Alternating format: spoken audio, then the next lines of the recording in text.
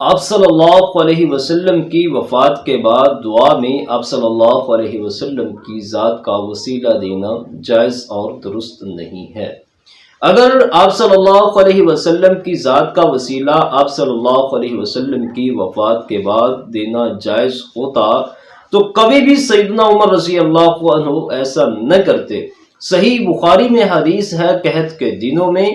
حضرت عمر رضی اللہ عنہ آپ صلی اللہ علیہ وسلم کے چچا کے پاس جاتے ہیں اور دعا کرواتے ہیں، کہتے ہیں اللہم انا کنا نتوسل الیک بنبینا فتسقینا، اللہم انا نتوسل الیک بعم نبینا فسقینا۔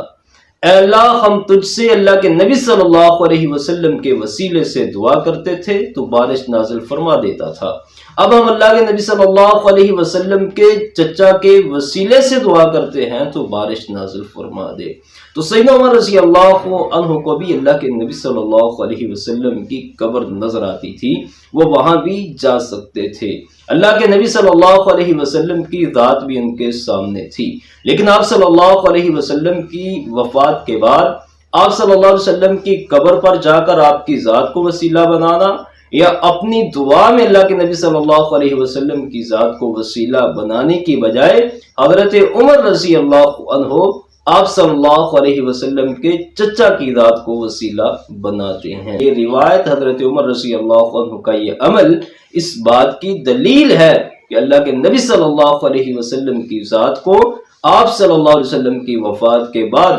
وسیلہ نہیں بنایا جا سکتا، اور اگر کوئی یہ دعویٰ کرتا ہے تو اس سے گزارش ہے کہ کسی ایک صحابی سے بھی ایک ایسی روایت پیش کر دے کہ اس صحابی نے آپ صلی اللہ علیہ وسلم کی ذات کو آپ صلی اللہ علیہ وسلم کی وفات کے بعد وسیلہ بنایا۔